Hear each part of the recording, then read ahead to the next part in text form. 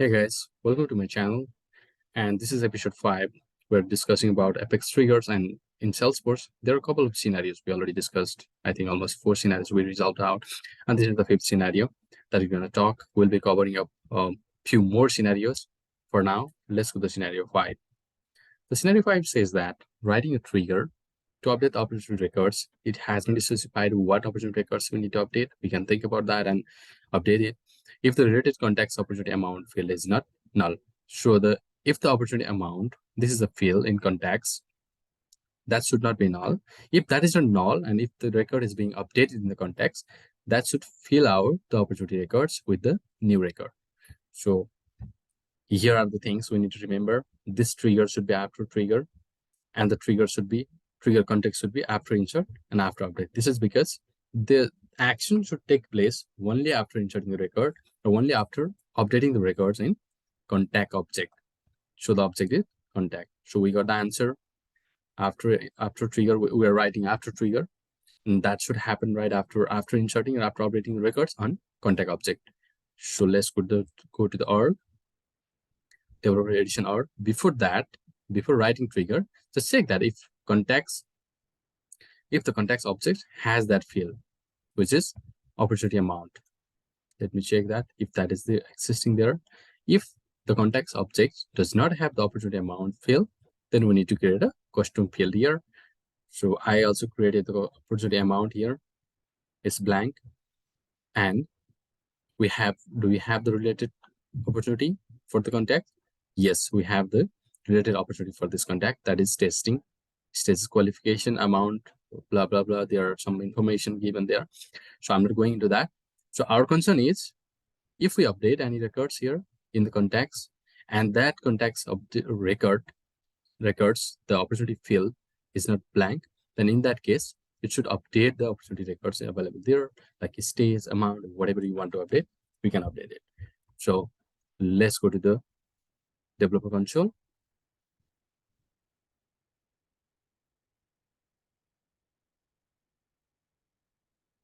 Now in developer console, we are going to write the trigger on contact object.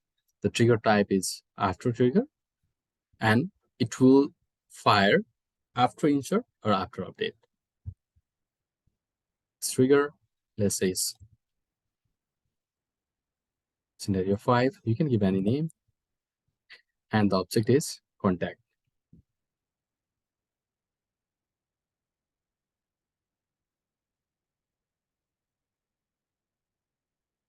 Here's the contact object. Hit submit. So our trigger is ready. But the trigger that we are writing is not the before trigger. This is after insert,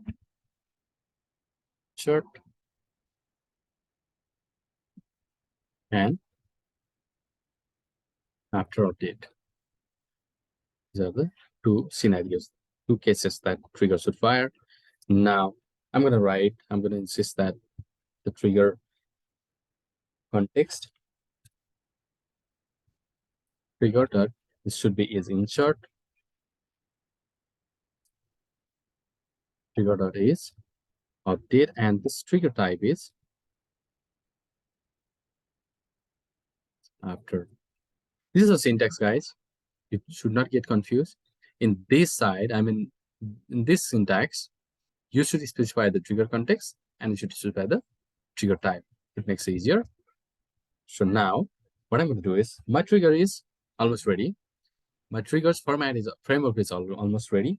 So I'm going to write down the code so that I can call all the opportunity records that are related to the contacts. So for now, what I'm going to do is I'm going to list out opportunity records. List of opportunity records. List of opportunity records. Then for that, let's pull out all the opportunity records. ID, name, stage name. What are the things we can update? Close date or amount also. Let's pull that out. Amount from opportunity. For now, I'm pulling all the opportunity records, but while you are working, just specify which records are related only. I think I did that in the last scenario. But for now, I'm just pulling all the opportunity records. And I have the list of opportunity records already. It's asking me, did I miss anything? No. Okay. Okay. So I have ID, name, stage name, close date, amount from the opportunity. Okay. Then the next step is I need the contact records also. For contact, let me create an instance variable, trigger dot new. That means the newly updated or newly inserted records. Again, I'm going to run the for loop for each and every contact records in opportunity.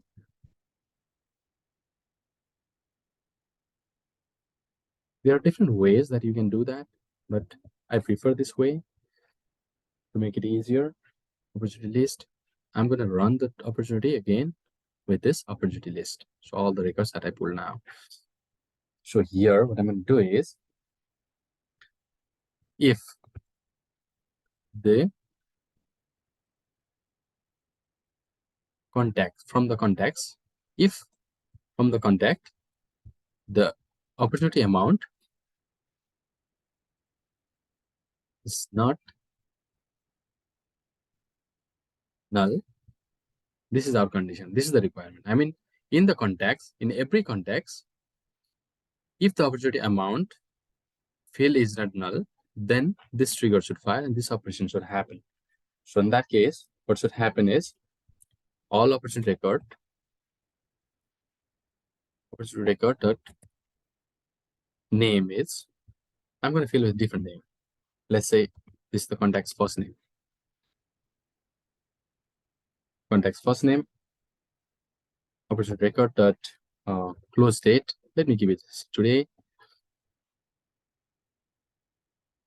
Date dot, this is a function I can use. I can pull the today's date, or you can add any other extension on that, or you can add any other functions and write up the other days also. I'm just using that, the simple one. Opportunity record dot stage name, let's say is prospecting. Then opportunity record has amounts also. Let's make it contact dot opportunity amounts. So let's fill out with that amounts, replace that with the different amounts. So what we did is we pull out all the opportunity list of opportunity records, then also list out all contact records which are recently updated or newly updated or inserted. Then I ran again the opportunity list and then look for opportunity list, and then I checked if every opportunity amounts in the contacts, because CON, this instance is carrying all the opportunity contacts records, then it is checking that if that field is null or not. If that is not null, then it should fill out all the opportunity records, update all the opportunity records like this. And now what you have to do is we need to update the list of opportunity record,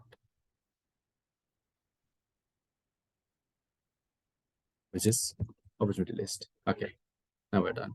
All the records are being added to this opportunity list. Now, looks like our trigger is ready.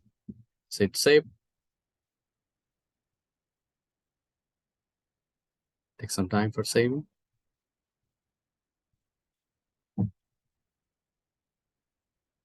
No errors found.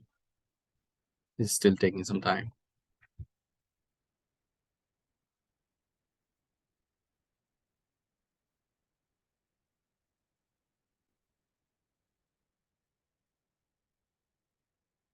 Okay, finally we have saved our opportunity.